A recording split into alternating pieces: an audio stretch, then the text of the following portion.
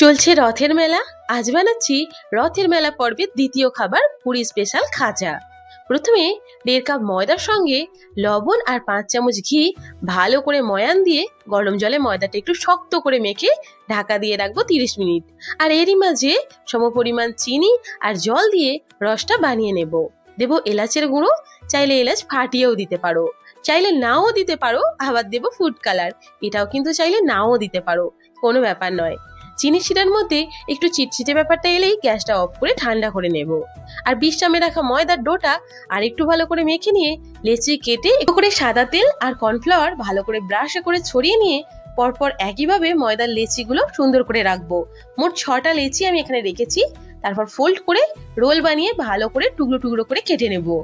Cornflour ছড়িয়ে একটু বেলে নিয়ে সাদা তেলে লো ফ্লেমে বেশ সময় নিয়ে লালচে করে ভেজে নেব। যদি নিজে না পারো তাহলে কাউকে দাঁড় করিয়ে দিও, অন্তত ভালো করে মুচমুচে করে ভেজো। লালচে করে ভাজা হয়ে গেলে রসে চুবিয়ে নিলে তৈরি খাজা। আমি এখানে একটু অল্প রসই রেখেছি, বেশি রস রাখলেই কিন্তু নষ্ট হয়। তোমরা চাইলে ডুবো রসও রাখতে পারো। এটা এতটা মজমজে হয় যে যার দাঁত নেই সেও মজা করে খেতে পারবে। তাহলে চটপট করে এই মেলার দিনেই বানিয়ে ফেলো আর ঝটপট করে খেতে ভুলো না। সকলে অনেক ভালো থেকো, সুস্থ থেকো।